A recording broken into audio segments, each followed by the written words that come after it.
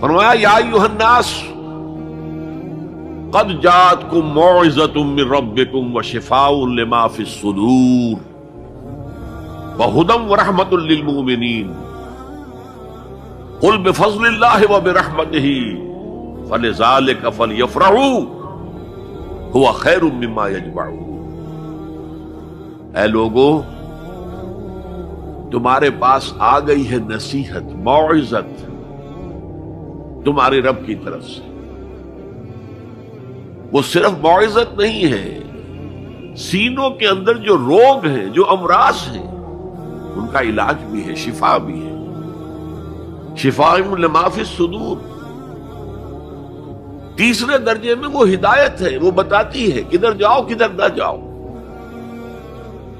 جیسے آپ نے دیکھا ہوگا پہاڑی راستوں پر قدم قدم کے اوپر کوشن ہوتا ہے، یہاں سپیڈ کم کر لو ورنہ تم کسی کھائی میں جا گرو گے۔ تو یہ ہدایت کیا ہے؟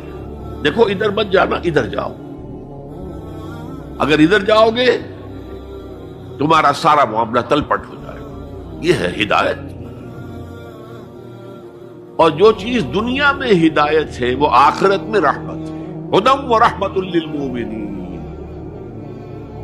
اب میں چاہتا ہوں ان چار الفاظ میں جو ربط ہے اسے سمجھیں۔ دیکھیے، اگر کسی ایسی زمین پر بارش برسے جو اوپر سے بہت سخت ہے تو پانی بہہ جائے گا، زمین میں جذب نہیں ہوگا تو کوئی روئیدگی پیدا نہیں ہوگی۔ اگر دل سخت ہے تو قرآن مجید ان پر کوئی اثر نہیں کرے۔ اس کے لیے سب سے پہلے موعظہ کی ضرورت ہے، واعظ کی ضرورت ہے، نصیحت کی ضرورت ہے، تاکہ دل نرم پڑ جائے۔ انسانی دل جب سخت ہوتے ہیں تو ان کی سختی چٹانوں سے زیادہ ہوتی ہے۔ سورہ بقرہ میں فرمایا ثم قست قلوبکم فہی کالحجارۃ او اشد قسوہ۔ یہودیوں سے خطاب ہے، ثم قست قلوبکم من بعد ذلک فہی کالحجارۃ او اشد قسوہ۔ اے بنی اسرائیل، تمہارے اس طرز عمل کے نتیجے میں تمہارے دل سخت ہو گئے اور اب وہ پتھروں سے زیادہ سخت ہے۔ لہذا سب سے پہلے ضرورت کیا ہے؟ دل کی زمین کو نرم کیا جائے، اس میں حل چلایا جائے۔ یہ کام ہے موعظہ کا، واعظ کا، نصیحت کا۔ ہمارے معاشرے میں کسی زمانے میں واعظ کا بڑا رواج تھا،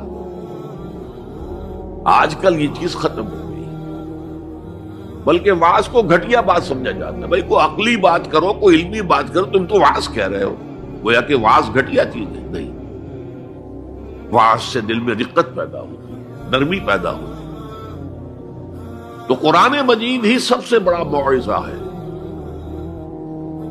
ہم نے بدقسمتی سے کیا کیا، جب واعظ کہے جاتے تھے تب بھی مثنوی مولانا روم سے،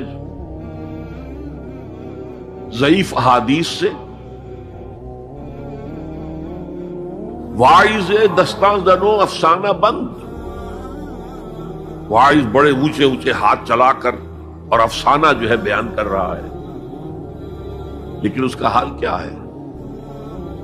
از خطیب و دیلمی گفتار اوست، بعض ضعیف و شاذ و مرسل کار اوست۔ وہ خطیب بغدادی یا دیلمی کی جو احادیث ہیں، جو سب سے گھٹیا درجے کی کتاب حدیث کی، سب سے کم تر درجے کی کتاب حدیث کی، ضعیف کتابوں کے یوں سمجھیے کہ بہت بڑے مجموعے، وہاں سے وہ حدیثیں لا رہا ہے۔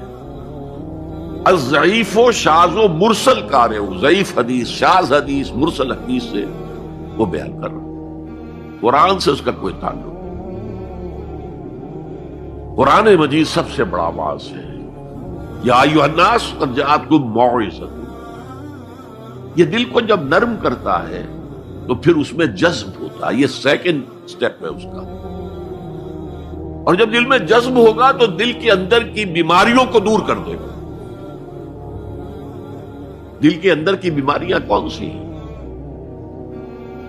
تھرومبوسس نہیں، جائنا نہیں، وہ اور ہے۔ وہ دل کی بیماریاں جن کے لیے قرآن شفا ہے، وہ ہے تکبر، حسد، حب مال، حب دنیا، حب جاہ، حب شہرت، یہ ہیں وہ چیزیں کہ جو اصل ہیں، جو دل کے امراض ہیں، ان سب کو جڑ سے نکال کر پھینک دے گا قرآن حکیم۔ یا ایھا الناس قد جاءتکم موعظۃ من ربکم وشفاء لما فی الصدور، وہ ہدن اور وہ ہدایت ہے، انفرادی زندگی کے لیے بھی ہدایت ہے، اجتماعی زندگی کے لیے بھی ہدایت ہے۔ کبھی اگر سورہ فاتحہ پر آپ غور کریں جو ہماری نماز کا جزو لازم ہے، تو ہم پہلے کہتے ہیں الحمدللہ رب العالمین الرحمن الرحیم مالک یوم الدین ایاک نعبد و ایاک نستعین۔ یہ ہدایت تو ہمیں پہلے ہی ملی ہوئی ہے۔ پھر جو ہم کہتے ہیں اہدنا الصراط المستقیم، اللہ کو ہم نے پہچان لیا، اسے رب العالمین مان لیا، اسے رحمان مان لیا، اسے رحیم مان لیا، اسے روز جزا کا حاکم مطلق مان لیا، تو اب کون سی ہدایت رہ گئی؟ ہدایت تو آ گئی۔